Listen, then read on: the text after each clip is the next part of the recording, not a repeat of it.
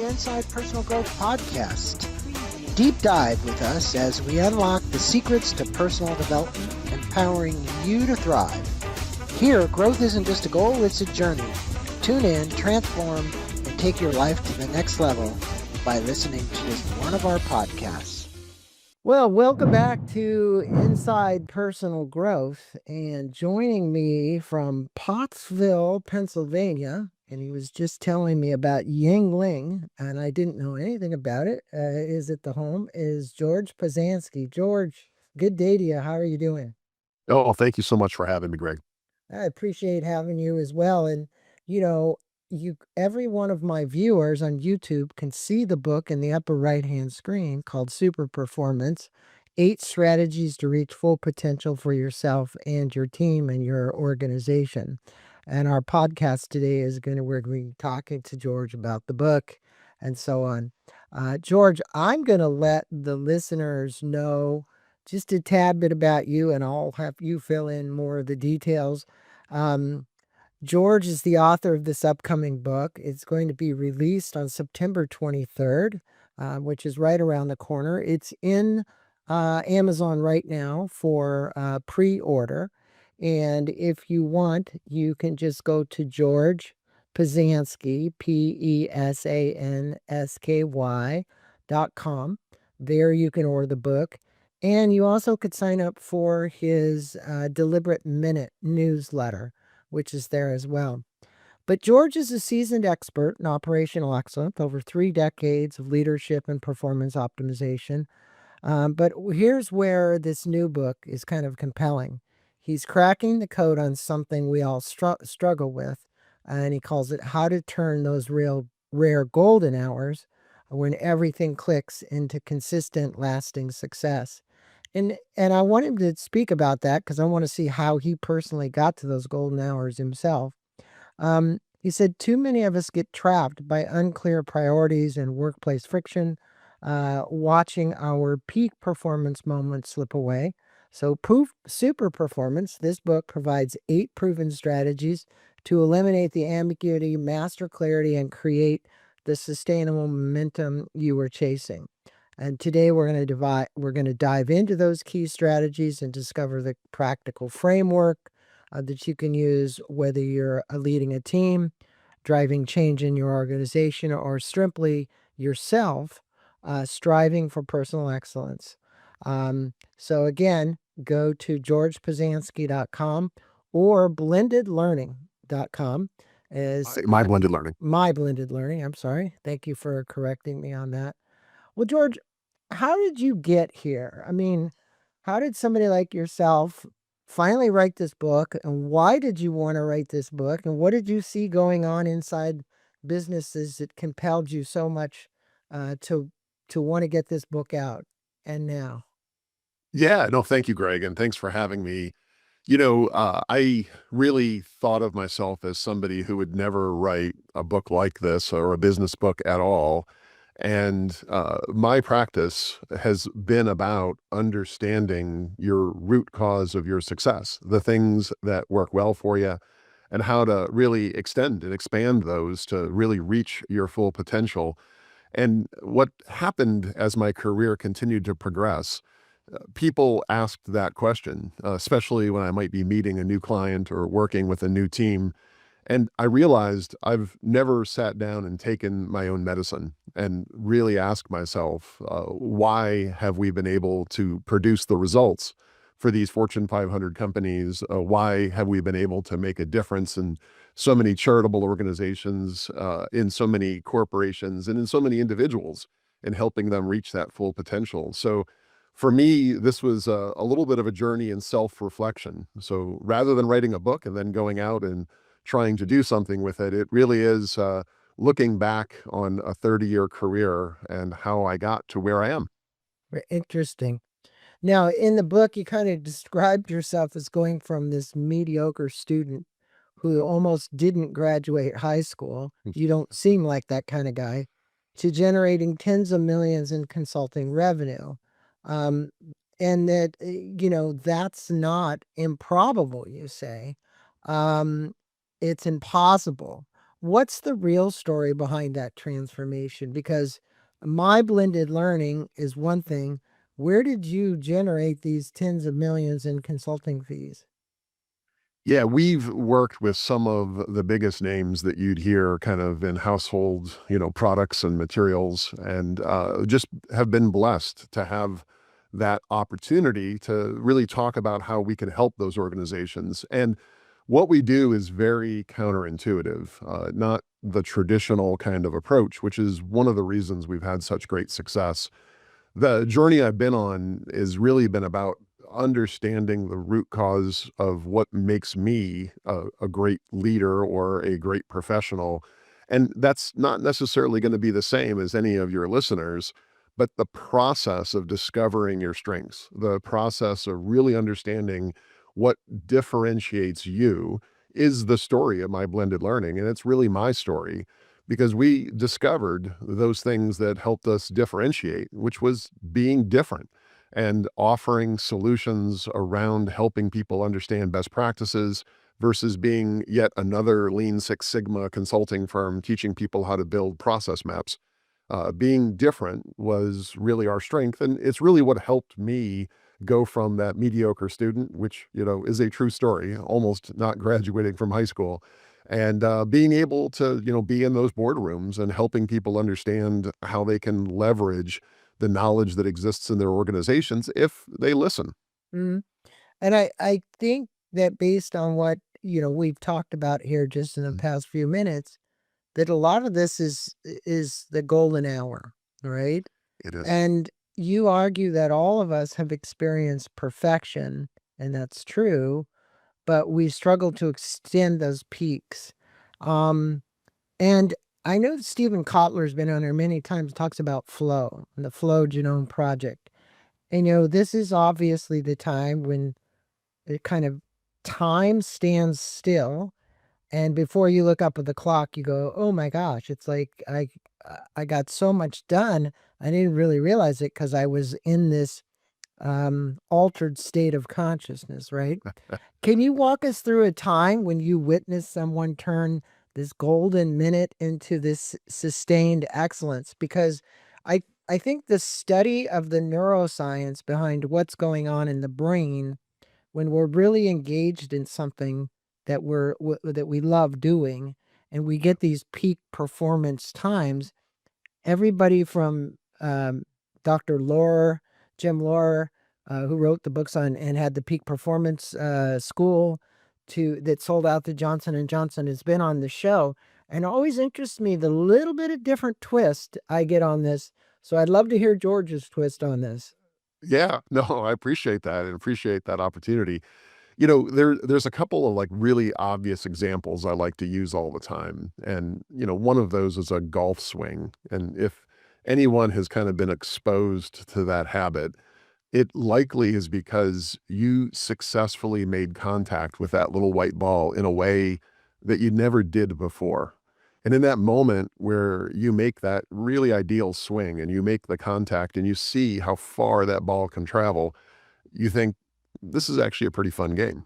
And most of us then spend a lot of time and money chasing that feeling of having that sustained performance of those perfect swings. Mhm. I can think of my son watching him get up from, that sitting position for the first time and taking that first step. And when he realized he has this mobility, then watching his mind work for opportunities to lift himself up and take more steps. I think of those simple examples, those pure examples as being exactly what you're talking about, that flow state.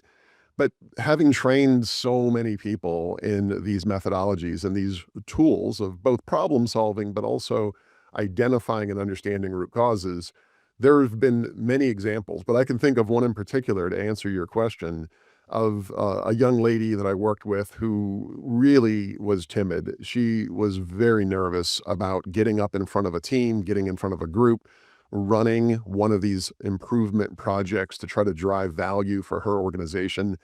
It really represented a step change out of her current career and being able to demonstrate her capability in creating value for her organization. It's what I call utility. It's, the value that you end up creating is because of the utility that you have. She had it, but she didn't have confidence in it. And watching her for the first time follow one of our methodologies, use one of our tools, follow that simple pattern, is where she took that minute of being able to just use that one pattern and then started to be able to extend it into entire meetings.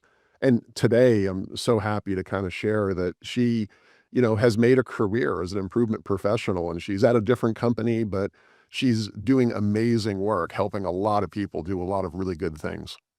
Wow. You know, as you were speaking, I got to thinking about a gentleman I just talked to, Noel Massey, and he was speaking about, as these baby boomers retire, Mm. and this younger generation now comes in to take over as leadership. And the issues they have in a culture that has such diverge age group. You got people in their 60s, you got people in their late 20s and 30s and taking leadership roles. What advice would you have to them about finding, this golden hour? And you've created this equation. It's a powerful equation. S equals Q times A, success equals quality times acceptance. And most leaders focus on the quality of their solutions. Why do you think acceptance gets so little attention when it's the cost? The cost is huge for ignoring it. And I'll say this because I just talked with Noel. You've got 30-year-old people who've taken big leadership positions, and you have some people on the line who are in their 60s. And these 30-year-old people are telling these 60-year-old people what to do. And I'm not certain that the 60-year-old people are saying that's really what I want to do, is do what that 30-year-old is telling me. And I Yeah. think acceptance is the key here. It is. It is. It's so important. Listening is the foundation of leadership. If you're not listening, you're really not getting the feedback. You're not getting the support of your team. And what you're doing may look good, but it's not really doing good. And, I wouldn't take credit for the equation, although I love it and I use it. It really is all about recognizing there's more than one right answer to most of the problems we face, most of the challenges we experience. It's not unusual that, especially somebody who may approach things in extremely analytical ways, a science kind of way of thinking, that when it comes to physics, when it comes to chemistry, there really is only one way a water molecule comes together. And there is a right and a wrong. But when it comes to manufacturing, when it comes to sales, when it comes to sales and operations planning, when it comes to the leadership of your small business, there are more than one way to potentially achieve really solid outcomes. And that open mindedness of a leader to recognize that it's not about me, it's about we, and listening to that experienced voice that may be on the line, or I'll flip the script. I'm continuously impressed. I run, classes where we teach problem solving and root cause analysis, and I have a lot of really fun exercises that we do. And some of them I've been doing for, decades. And every single time, it almost without fail happens that somebody teaches me something that I've never thought of or considered in that exercise. Mm. And recognizing that that young person is maybe only a few weeks, a few months into their career, but they saw something that I've not seen in my 30 years. And that open-mindedness to recognize that everyone has something to offer if we're willing to listen is really what the acceptance in that S equals Q times A is all about. Yeah, and it's like, as you said, sometimes it doesn't matter what your age are. You have these epiphanies, you see around corners. I remember having Rita McGrath on here. It's like, hey, it's like in business today, I think one of the things is a little more predictive analytics. Yeah. What's really happening? Can we see this coming? Can we uh, take a jog in the road to miss the oncoming bus, right? Um, and I love this thing you talk about, which is called the prisons of expectations. And this is an interesting one because This is a Buddhist philosophy, actually. They used to say expectations are suffering in the making. Um, because when we live in a world of expectations, most of the time we're going to be let down. And you say high expectations and high consequences can actually trap people into mediocrity. And I would agree because you don't see beyond what you've actually done. You don't see around the corner how to get out because you're saying, no, I got to get to this goal. This is what it is. Well, what if the goal actually changed halfway through and we had kind of a different vision for what we were doing because of something we learned, right? So, Yes. how do leaders recognize when they're accidentally imprisoned in their best performers? Yeah, in the book Super Performance, I actually tell a story, a personal story of working at a company with somebody who is many years my senior, and them sitting in my office and telling me, I need to slow down because if I get too much done this year, then next year the expectation will be to do more than I did this year. I've heard that. And in a 40-year career is a long time. So, slow down, son. You're moving a little too fast, right? So, this challenge, this problem, how do you recognize it? How do you avoid it? How do you prevent it? Well, I think it has a lot to do with having exclusive focus on the outcomes. The vast majority of the predictive analytics are not really very predictive. They're actually lagging metrics that are telling us about what happened in our business and our performance. And then looking back on those, saying, well, based on what has happened, what do I think could happen again in the future? Well, on the manufacturing floor, on the sales floor, that's not how it works. It's happening right now. Leading indicators, the behaviors and the measurements of how well I'm working are going to be the things that help us succeed. I in the again in the book Super Performance, I tell the story of being in Little League and having my coach kind of screaming at us that we're not scoring enough runs and we're losing, and thinking that's kind of obvious, coach. Like we if we don't score enough runs, we're probably not going to win the game. What I really needed was that coach to teach me how to raise my elbow a bit when I swing, to help me understand, what it means to keep my eye on the ball. And if I was able to keep my elbow up every time I was at bat, and he really encouraged and measured that, I wouldn't be in that prison of expectations because it wouldn't have been about the outcome. It would have Right. been about the input, the process. So, that old equation, people, products, process. If I focus on the process, I focus on the people, I'm going to get a great product.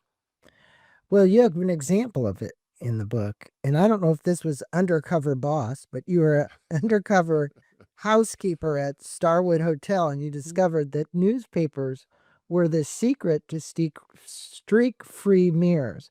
Now, Yeah. I have experience with this because my little Jewish mother had a cleaning business and she used to, she died at 93, but she Wow. ran that business and the they frequently used newspapers because Yep. newspapers created, as you called it, streak-free mirrors. This wasn't common practice even at the property. So obviously it was like, hey, are you going to give all the people that are going to the rooms cleaning newspapers versus paper towels or towels to do the mirrors?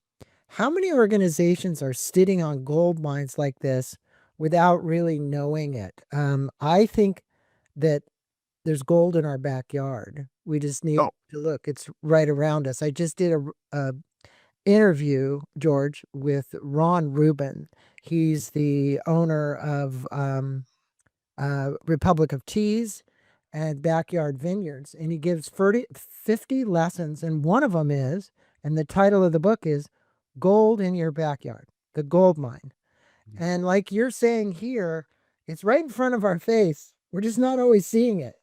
yes. Yeah, absolutely. It's funny. I've mentioned about not really wanting to write a book.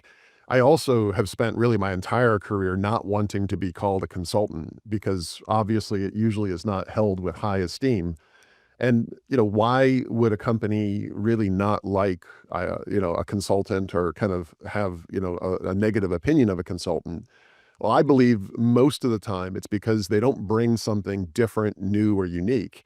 They often tell you the things that you already knew, but you were afraid to actually act on. They tend to bring the obvious, but now because they brought it up, we have to do something with it.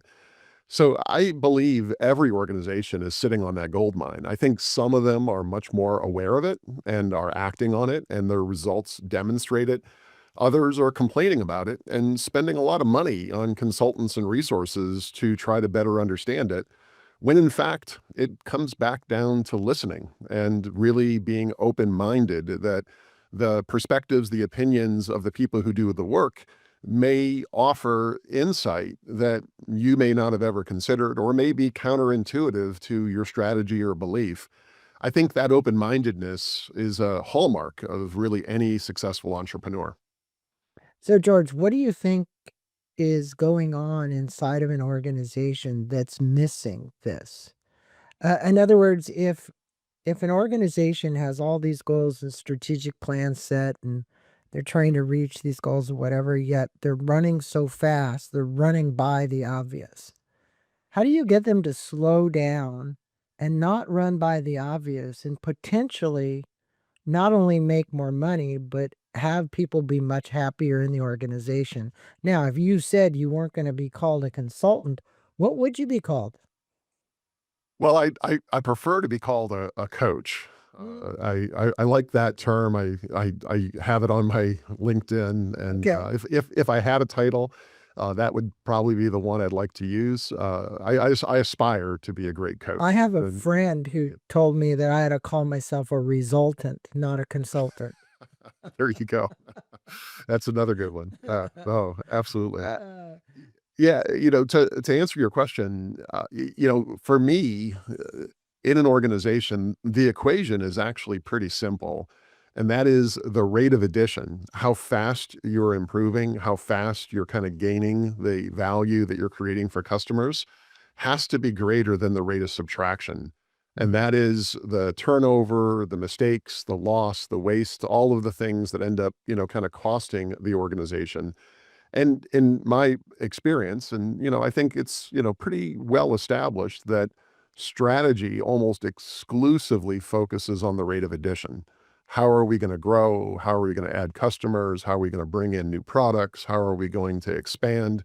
And there's no question that there's a lot that we can do there. But most of my practice, most of my work has been helping them basically prevent that bucket from leaking, because what ends up happening is that you can fill that bucket, but if it's full of leaks, you're going to need a bucket twice or three times the size. And now we hear stories where companies can, go in and cut off 100, 200, 300 employees, and it doesn't end up affecting their operations. That to me is the evidence of leaky buckets in corporations, because the chances are the vast majority of those folks were fixing problems and dealing with mistakes. And if we get to the point where we're really having solid systems that are working well, we won't need to spend all that time, and we can focus on creating value and really trying to kind of fill that bucket and making sure that we're always getting the most out of our contributions. I like what you say, and I think a lot of this, I've heard this is, it's, I've heard people say, well, it's not about balance, it's about alignment. It's about Yeah. creating alignment. And you've got this concept that you talk about called the improvement factory, where you treat change initiatives like manufacturing process. This requires alignment. Okay. Most organizations measure the wrong things, you said, which is to your example of getting rid of 300 people that were fixing things. They focus on how many projects they start rather than how many they actually stick with and succeed and finish. What's the most shocking thing you could tell us that or that you've encountered about project sustainability? Because change management, as we know, I don't know if the number's 98 or 95, it doesn't matter, but most of them just don't work. Yeah, one of my favorite things to do, because it has a certain shock value, is when I'm starting a workshop, a class, a session, especially around the idea of sustaining project results, is to ask the audience, of the projects you've been involved in over the last few years, how many of them are still around after 2 years? So think of 24 months after the project concluded, what percentage is there? And it's often shockingly low. Single digit percentages is what will often be cited. What's interesting is in that meeting, in that workshop, in that discussion, almost always there's at least a few people missing. And the reason they're missing is because we're too busy to be able to come to this training. We're too busy to come to these sessions. We're too busy to spend the time to try to learn how we could work better. And I ask myself, well, and I ask the audience, what do we think the folks who were too busy to join us today are doing? And they're working on projects. And I said, oh, the ones that only 3% of the time are still here in 24 months. And it drives this sort of aha moment where people realize we're in a hamster wheel. And, the idea of potentially doing less, but doing it really well becomes extraordinarily attractive. And this is very counterintuitive to a lot of training and consulting and improvement programs that are often wanting to do more projects, more activities, more work. And in reality, doing the work you can really well is really the foundation of that improvement factory, because anybody who's familiar with manufacturing knows that I want that throughput, and I don't want to have to do rework to come back and have to redo things over and over and over again. I want to get my speed, but I also don't want to take on more orders than what my capacity would allow me to do. So many organizations are taking on orders and they don't have the capacity to execute. And then they're asking the question, why do we have such poor quality in our projects? Mm-hmm. Well, you wouldn't send 3 times the number of orders to your factory and just say, well, just make whatever you think is best and send it to our customer. It's Wouldn't happen. it's as you're speaking, I'm thinking of the olden days a bit, but Margaret Wheatley and Peter Singay. Um, and Margaret Wheatley used to talk about the organism and almost like the self-organizing environment which can occur. Yet we're always trying to force something, in this case, a project, because we think this project's going to do something. And in most cases, if I remember correctly, and you can correct me if I'm wrong, she would say the organism itself will literally adjust um, accordingly. Can you think back to those days that I'm talking about Yeah. all the OD people that would come in and say, we got to do this and we got to do that? And to this date, have read Margaret's website just 4 or 5 days ago. And it brings me back to this. Have we learned anything? Well, I like to think on days that we have, but you know, uh, there are certainly days where you kind of wonder why some things continue to happen, why some mistakes continue to occur, and I think it really is a little bit around instant gratification, and I think as consumers we can relate to our society wanting more and more instant gratification. But I see this very often in leadership in organizations, is that rather than doing the best thing, we want to do the quick thing. And the quick thing may not produce the lasting result. The quick thing may not address the root causes. The quick thing may not best develop our people and, create improved processes and more knowledgeable, experienced, contributors. But the quick thing requires difficult decisions. And I think that organism, the big fan of the fifth discipline and those kinds of ways of thinking, that kind of requires you to take that leap as a leader to recognize what is best today may not be best tomorrow. And I've got to potentially think a little bit longer term. And I think that's the biggest challenge. And I understand the pressure on results and, performance and things like that. So I know that people that are in that position will probably hear this and say, well, it's easy to say that when you're on the sideline.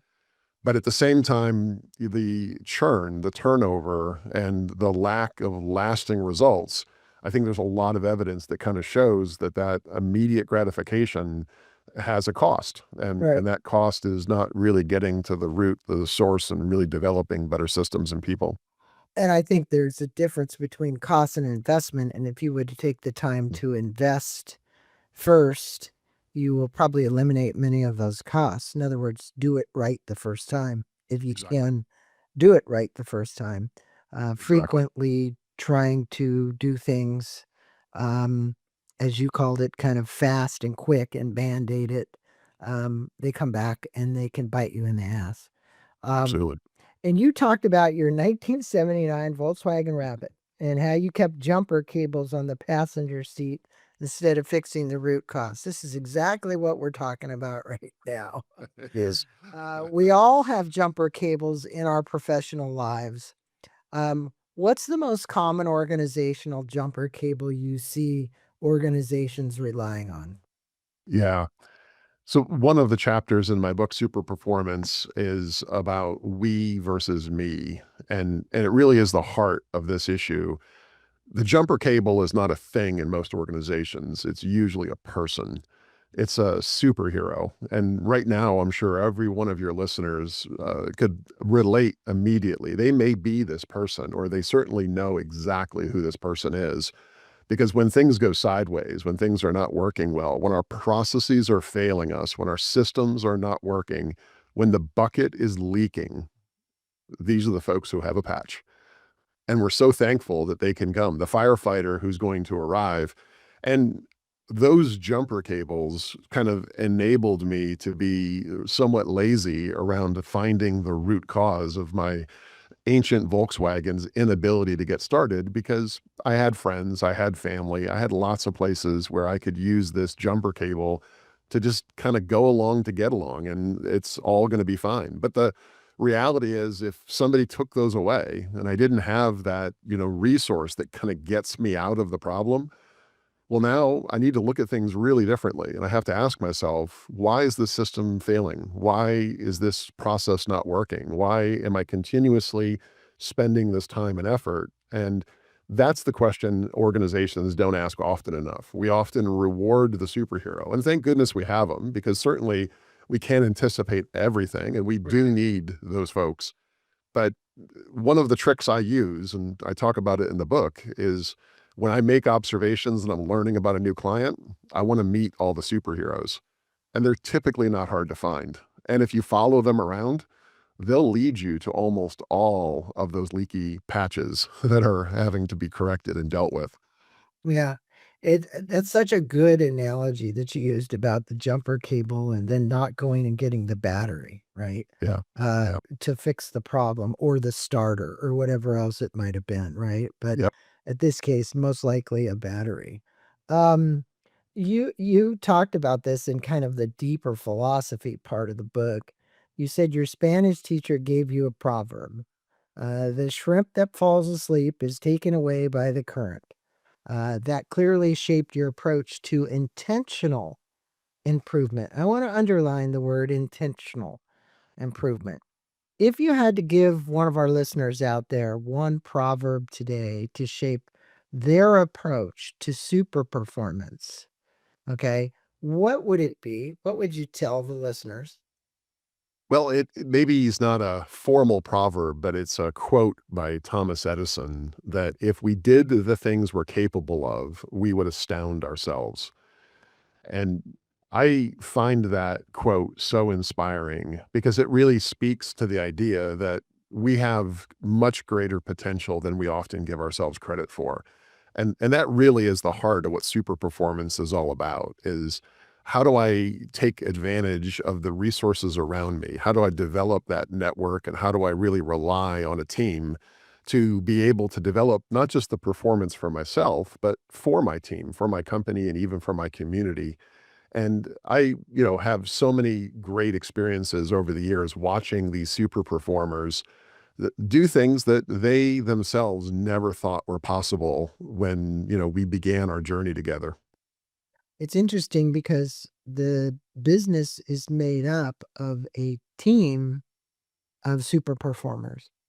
And the formula for super performance has common denominators in it across that. And I want to go back to that golden hour because that's one of them. And one of the things that you point out to, and you argue that most improvement books focus on problem solving, but you're more interested in finding the root cause. And I can hear that from what we've talked about. But that's kind of counterintuitive, right? We just talked about the band-aids and the champion that goes through the company and finds all the leaks in the buckets. Why are we so much better at studying our failures than replicating our wins? Why do you think we fall into this psychological conundrum, I'll call it, to say, oh, well, I'll look at the failure, but I don't really acknowledge the wins? And that's one of the things we found in corporate America today, that not enough is being done, is celebrating.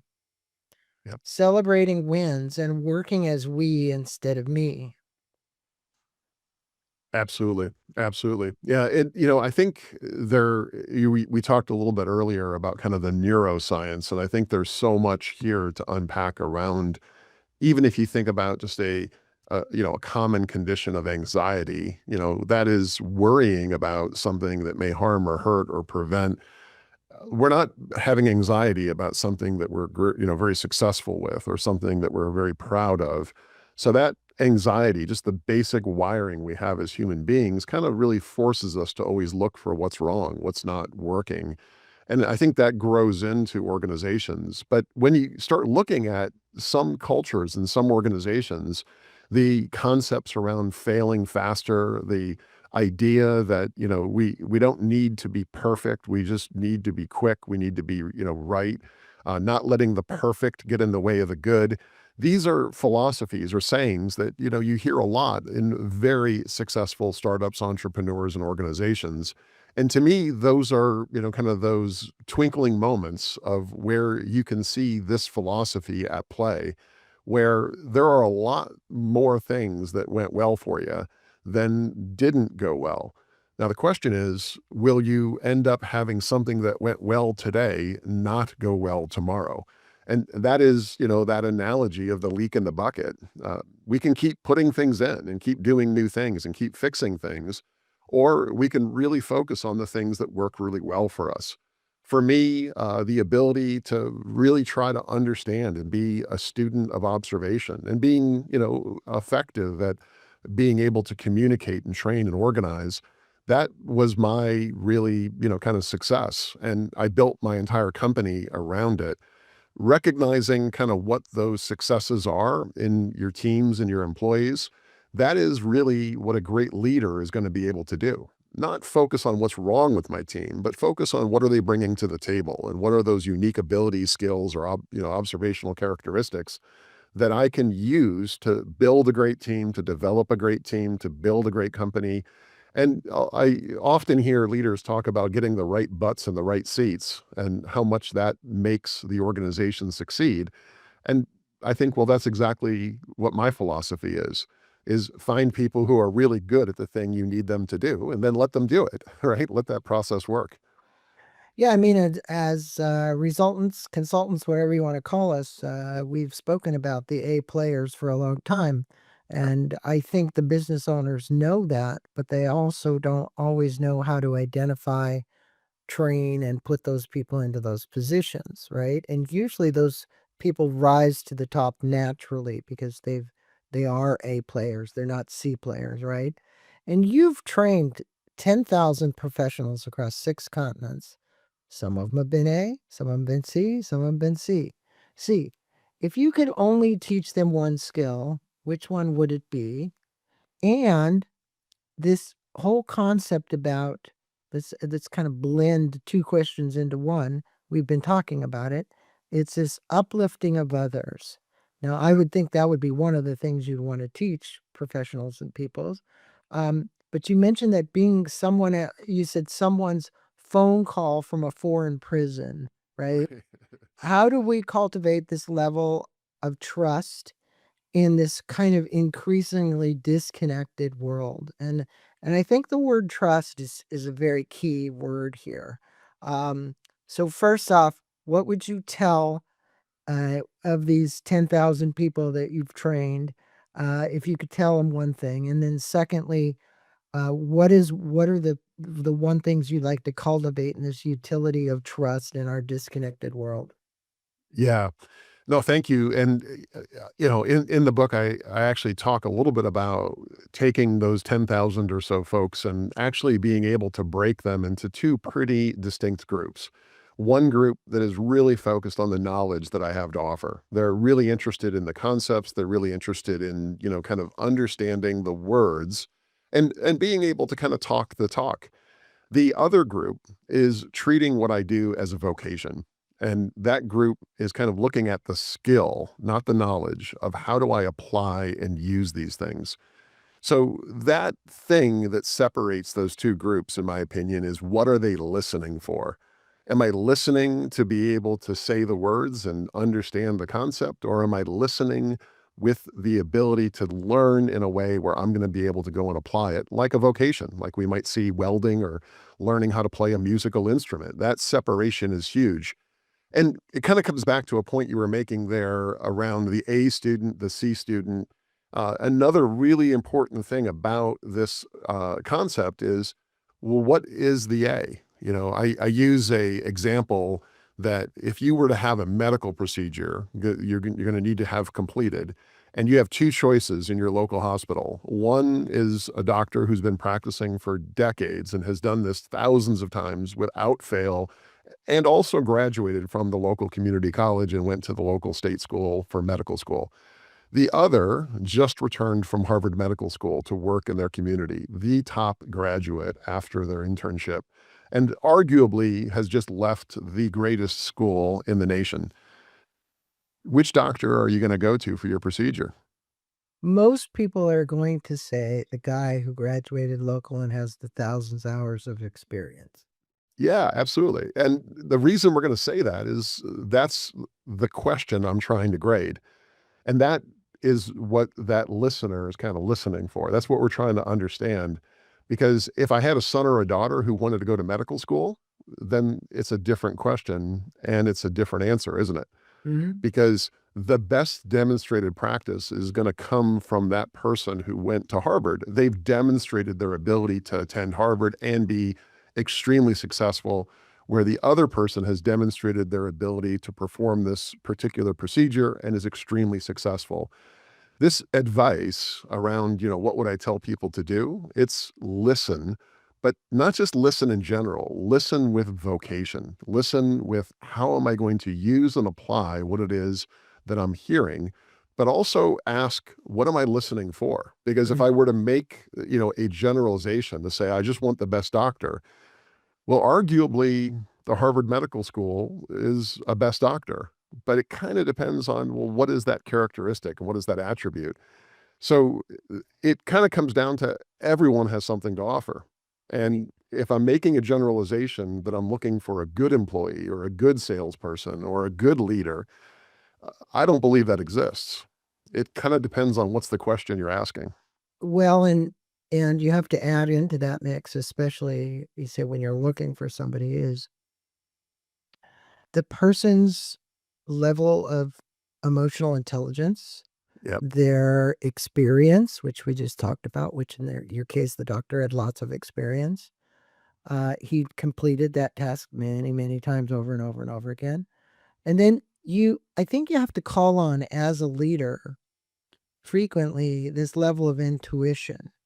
And what is your intuition telling you about those two candidates? He's the Harvard grad or the other one. And sometimes when you go to make a decision, and I just had Jim Lohr on here, he called it our internal Yoda, Yep. because Yoda has to look at other factors besides just what's on the paper. So if I had two resumes and I put them up next to on those two doctors, and then I asked my internal Yoda to help me make a decision, right? And there's a lot that goes into decision making, and you understand that. Yep. But I do think in business frequently, I remember playing this game with Larry Wilson where two teams would be on either side of one another. There'd be a clock in the middle with $1 million on it. and they had to find where the landmines were. But everybody was so afraid to stand on the landmine, right? But when you found out where the landmines were, you could get across the other side and the clock would stop ticking and you would have more money in the Yeah. end, right? It's kind of a game that was Yeah. played. But the reality was, it was more about you're willing to take the risk. And that's the point that I'm making here is Yep. frequently, if you want to call it risk, fine. You can call it a intelligent estimate of wherever it is that you want to go, but that's really it. Now, George, in kind of summing up our interview, we've Yeah. talked about a lot. We've talked about the your book and the super performance and the 8 strategies for help people reach their full potential. If you were to leave the listeners now with a bit of wisdom and advice from somebody who has navigated through many different companies and taught many people, and again, for my listeners to learn more about this book, go to George Pesansky, and we're going to have it in the show notes below. So click on that link. And also, My Blended Learning, we'll put that in the show notes below as well. What would you want to tell our listeners right now? Well, I think it's more went right today than wrong, and if you listen to yourself and the others around you on how you can do more of it tomorrow than you did today, you're always going to be your best self. And give yourself credit, but also really think about what that problem or opportunity is. Because if you know the question you're asking, you can kind of answer the question by picking the best outcome, picking the best way to get there. I say I would agree with you on that, George. I was put a little mute in that. I'd agree with it. And again, for my listeners, please go to his website, georgepesansky.com. That's George, GeorgePesansky.com. And you can click the button. It'll take you to buying the book, which would be a great thing to do. But I also think that if you subscribe to his video newsletter called The Deliberate Minute to hear the practices and experiences over 30 years that George has had, it's very quick. You can just click the button, give me your email address, and you'll subscribe to that newsletter, and you'll get those little short video newsletter that he puts out. George, it's been an honor having you on the Oh, show. honor having me. Thank you. Can't wait to see the release of the book. And for all my listeners, go buy your pre-copy now. It's available. Just click the button at Amazon and you'll get it by the 23rd or thereabouts. So best wishes to you. Thank you for being on the show. Namaste to you. And I look forward to seeing you when I'm in Pennsylvania and having a Yingling beer. Oh, thank you, Greg. And thanks for having me. It was such a pleasure. Take care. Thank you.